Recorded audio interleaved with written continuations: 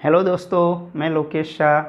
समष्टि अर्थशास्त्र की हमारी जो बी सीरीज़ चल रही है उसमें सेकंड चैप्टर है मुद्रा और बैंकिंग से रिलेटेड मैटर हम इसमें लेंगे। तो सेकंड चैप्टर हमारा है मुद्रा और उसका ये वीडियो है पार्ट 1। अब हम बात करें मुद्रा, मनी बोलते हैं, ये मनी वर्ड कहाँ से आया ये हम बाद में बात करें, लेकिन पहले हम बात करते हैं जब अर्थव्यवस्था में मुद्रा नहीं थी, मुद्रा का प्रचलन नहीं था, तब क्या केवल वस्तु विनिमय प्रणाली, बार्टर, वस्तु विनिमय प्रणाली को बोलते हैं barter system, exchange of one good for another good, directly exchange of one good to another good, एक वस्तु का दूसरी वस्तु से प्रत्यक्ष विनिमय, ये कहलाता है वस्तु विनिमय प्रणाली, जिसमें मुद्रा का कोई योगदान नहीं है, मुद्रा है ही नहीं प्रचलन में। हम देखते हैं पुराने ज़माने में जब मुद्रा नहीं थी, लोग एक दूसरे को अपनी वस्तुएं देकर और लेकर अपनी आवश्यकताओं की पूर्ति करते थे, लेकिन वस्तु विनिमय प्रणाली में काफ़ी कठिनाइयाँ हैं। क्या क्या कठिनाइयाँ हैं वो हम देखेंगे। ये कठिनाइयाँ जैसे ही मुद्रा का आविष्कार हुआ, मुद्रा ने इन कठिनाइयों को दूर कर दिया। तो मुद्रा के कौन से कार्य से कौन सी कठिनाई दूर हुई ये भी हम आगे देखेंगे। पहले हम बात करते हैं वस्तु विनिमय प्रणाली की कठिनाइयाँ, क्या क्या प्रॉब्लम्स हैं। यदि वस्तु विनिमय प्रणाली रहती तो क्या प्रॉब्लम आती। पहली है मूल्य के साझे माप की कठिनाई, lack of common measure of value, मूल्य का साझा माप। देखिए आज गांव में हम देखें, लोग 10 किलो गेहूं लेकर व्यापारी के वहां जाते हैं और तुलवा देते हैं। व्यापारी से पूछते हैं सेठ कितने रुपये हुए, उन्होंने कहा 100 रुपये हुए। अब वो 100 रुपये में बीड़ी का बंडल, साबुन, मसाले, तेल सभी लेता है। देखिए यहाँ भी वस्तु विनिमय हुआ, गेहूं दिए और बदले में आवश्यकता की चीज़ें ली, लेकिन यह वस्तु विनिमय प्रणाली नहीं है। क्यों? क्योंकि दोनों का साझा माप कौन सा है? मुद्रा। गेहूं कितने मूल्य का था? 100 रुपये का। तो व्यापारी ने सामान कितने का दिया? 100 रुपये का। तो दोनों वस्तुएं जो आदान प्रदान हो रहा है, दोनों का मापन तो मुद्रा में ही हुआ ना। तो जब मुद्रा ही नहीं थी तो यह प्रॉब्लम आ रही थी कि जो दो वस्तुएं आपस में विनिमय कर रहे हैं उनका कॉमन माप क्या हो। दूसरा प्रॉब्लम है दोहरे संयोग की आवश्यकताओं की कठिनाई, lack of double coincidence of wants. दोहरे संयोग की आवश्यकता क्या होती है? जैसे मेरे पास गेहूं है और मुझे दूध चाहिए। अब मुझे ऐसा आदमी ढूंढना पड़ेगा जिसके पास दूध हो और उसको गेहूं चाहिए। दोनों की वांट्स एक दूसरे की वस्तु के लिए हों तो हम विनिमय कर पाएंगे।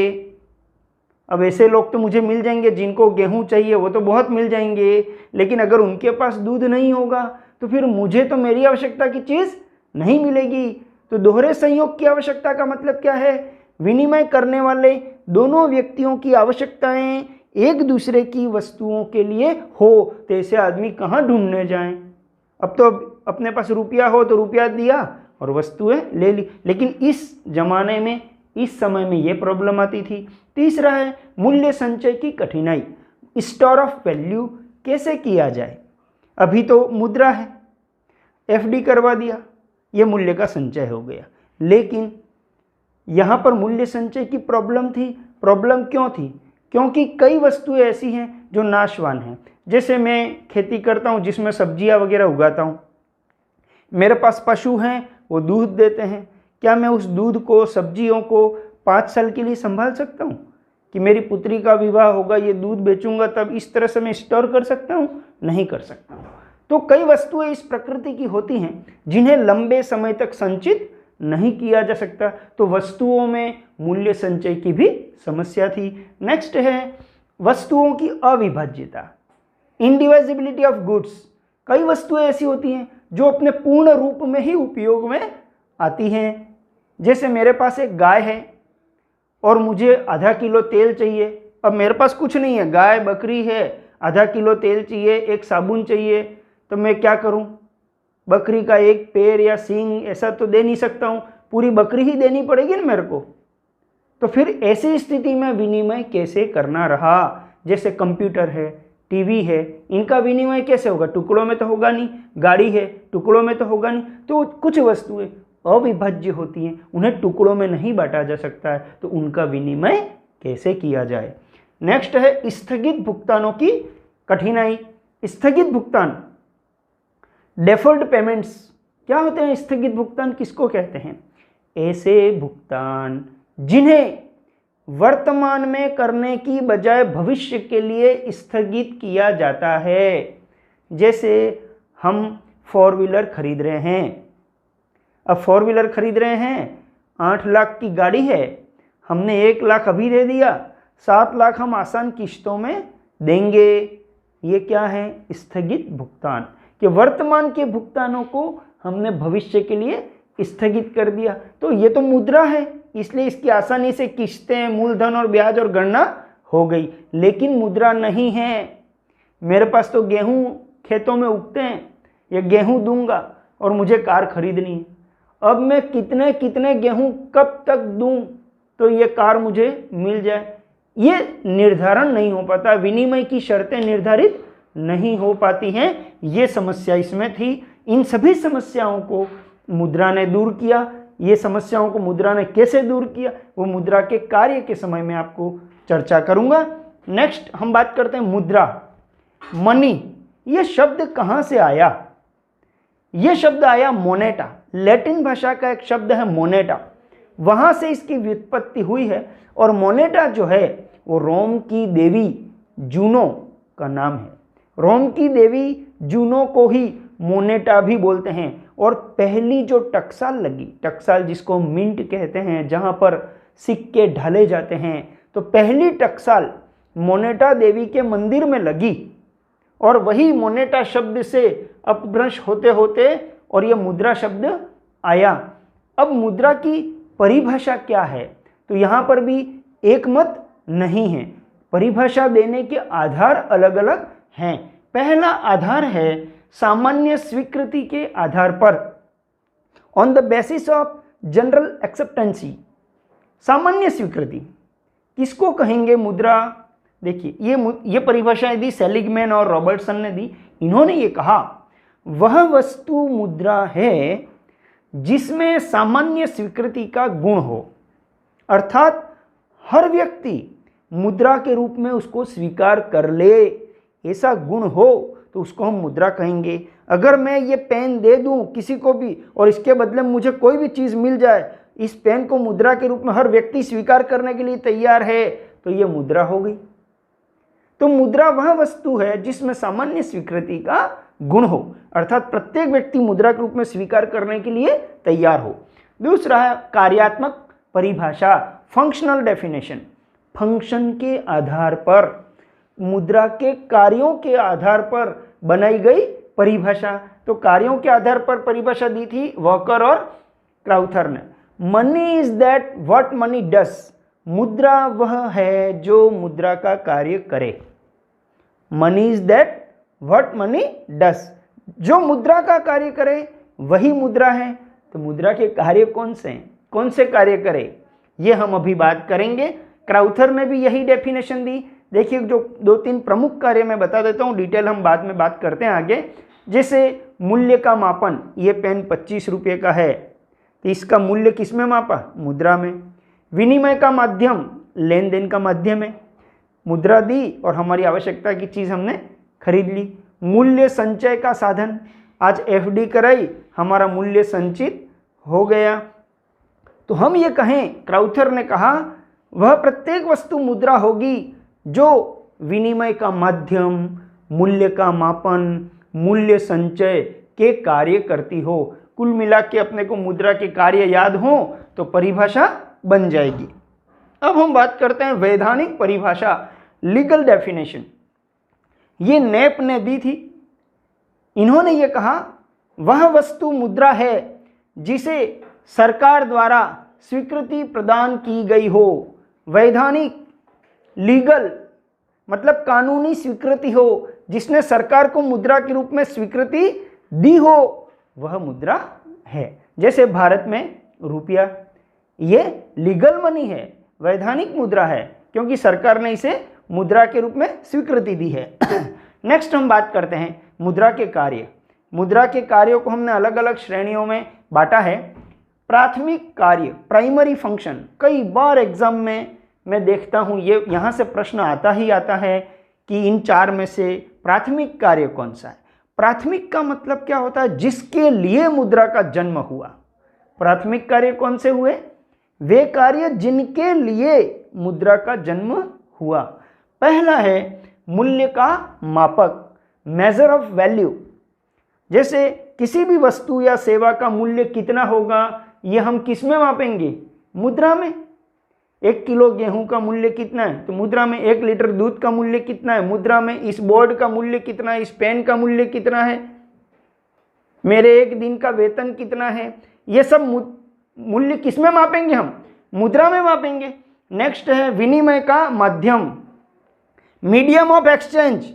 मीडियम ऑफ एक्सचेंज का मतलब क्या हुआ कि मुद्रा के द्वारा किसी भी वस्तु या सेवा का विनिमय किया जा सकता है। मुद्रा के द्वारा हम प्रत्येक वस्तु और सेवा को खरीद सकते हैं। नेक्स्ट है द्वितीयक या गौण कार्य, सेकेंडरी फंक्शन। सेकेंडरी फंक्शन में पहला है मूल्य का संचय, स्टोर ऑफ वैल्यू। मूल्य का संचय क्या होता है? किसको बोलते हैं मूल्य का संचय? हमारी क्रय शक्ति को वर्तमान में हम खर्च नहीं कर रहे हैं और भविष्य के लिए उसको संचित करते हैं। तो वर्तमान की क्रय शक्ति को भविष्य में स्थानांतरित करना, यही मूल्य का संचय है। कि आज मेरे पास 10,000 रुपये हैं, मैं ये चाह रहा हूँ कि मैं इसे 3 साल बाद खर्च करूँ, और मैंने इसकी एफडी करा दी, तो मैंने 10,000 के मूल्य का संचय किया। मैं आज खर्च कर सकता था लेकिन नहीं किया, इसे मैंने 3 वर्ष पश्चात खर्च करने का निर्णय किया, तो मैंने वर्तमान की क्रय शक्ति को भविष्य में स्थानांतरित कर दिया। अगला है स्थगित भुगतानों का आधार।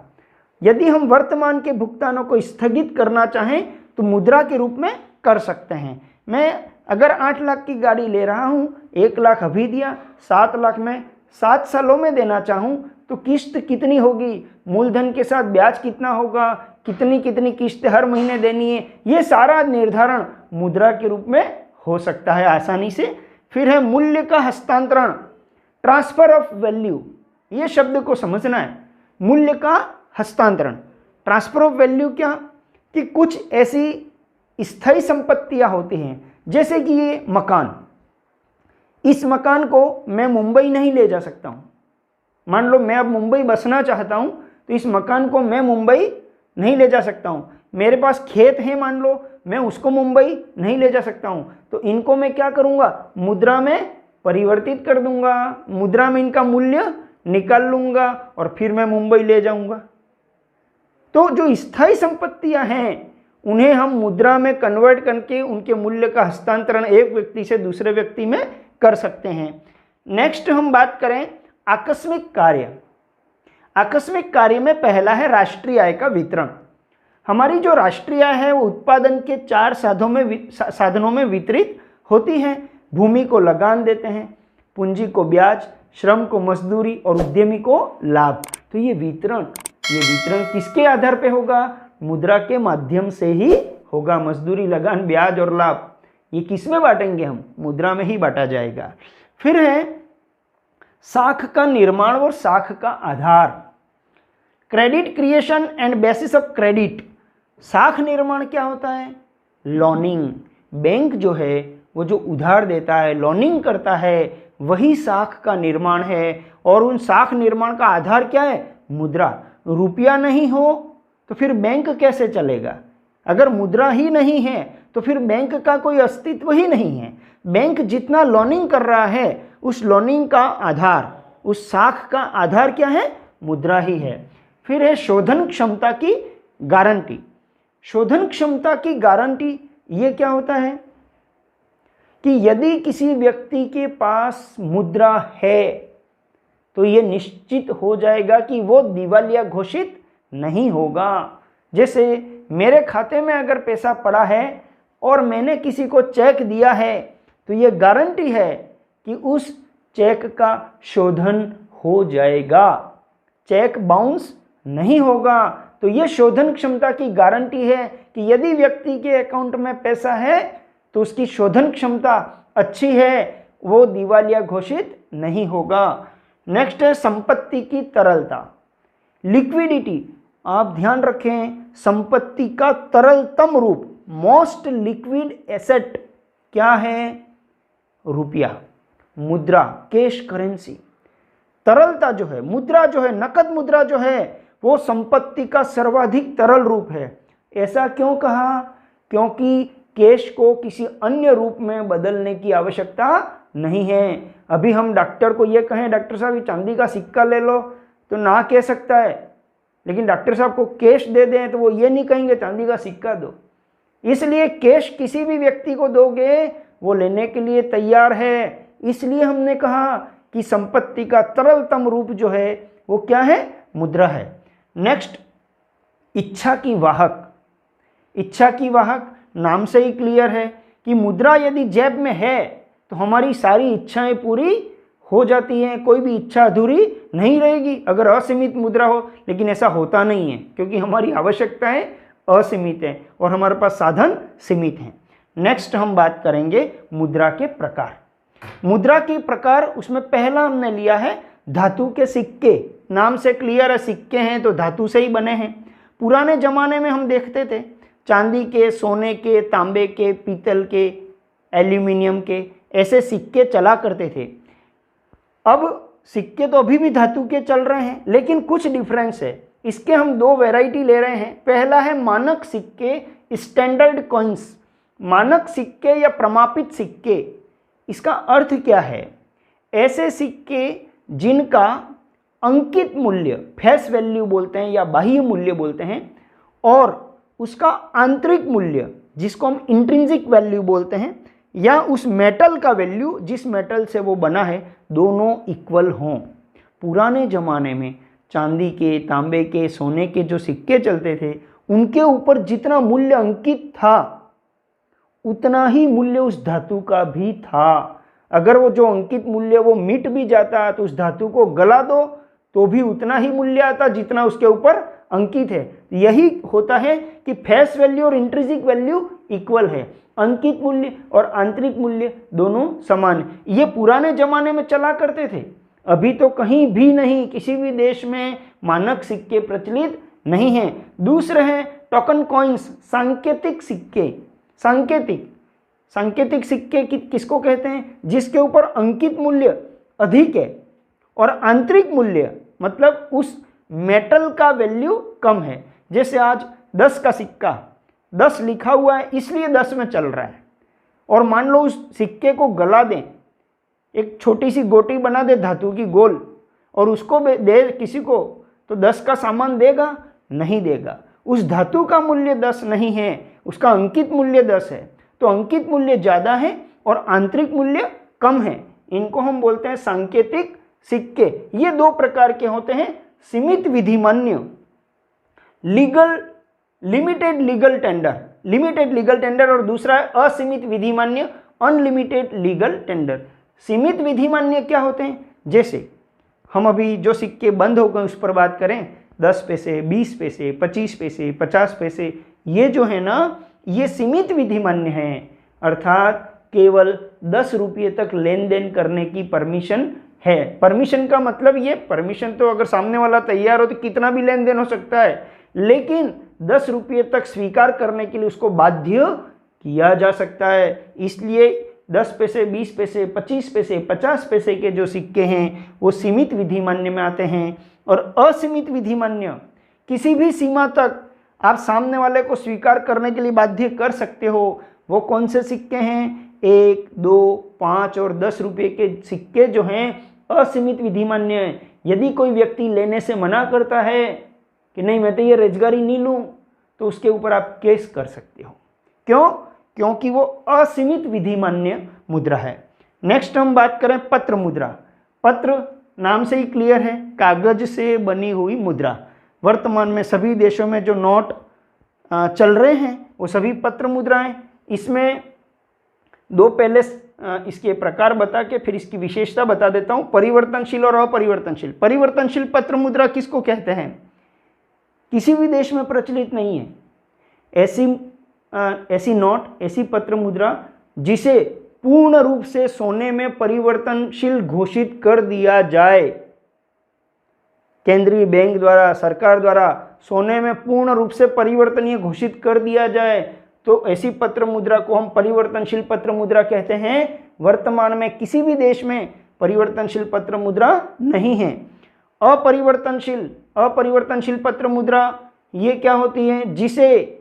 जिसका मूल्य तो भले मुद्रा का मूल्य तो सोने में निर्धारित होता है, लेकिन इसे पूर्ण रूप से स्वर्ण में परिवर्तनशील घोषित नहीं किया गया है। अब कागज की जो मुद्रा है उसकी कुछ विशेषता ये थी, एक तो कागज से बनी है और सांकेतिक क्यों? नोट के ऊपर 500 रुपया लिखा हुआ है, तब तक वो 500 में चल रही है। पूरा फाड़ दो, चूरा कर दो, फिर वो 500 में जाएगी, 1 रुपया नहीं मिले। इसके बाद है असीमित विधिमान्य। यह पत्र मुद्रा हम किसी भी सीमा तक सामने वाले को स्वीकार करने के लिए बाध्य कर सकते हैं। अपरिवर्तनशील है, वो तो सभी देशों में अपरिवर्तनशील पत्र मुद्रा ही है। नेक्स्ट है बैंक मुद्रा। बैंक मुद्रा किसको कहते हैं? जिसे बैंक मुद्रा के रूप में चलाता है, जैसे चेक और ड्राफ्ट। चेक और ड्राफ्ट बैंक द्वारा इशू किए जाते हैं और ये मुद्रा का ही काम करते हैं। फिर है प्लास्टिक मुद्रा। जितने भी क्रेडिट कार्ड और डेबिट कार्ड हैं वो सभी प्लास्टिक मुद्रा में आते हैं। इस प्रकार से मुद्रा से रिलेटेड इतना जो मैटर है इस वीडियो में हमने समेटा है और फिर नेक्स्ट जो मैटर हम अगले वीडियो में देखते हैं। धन्यवाद।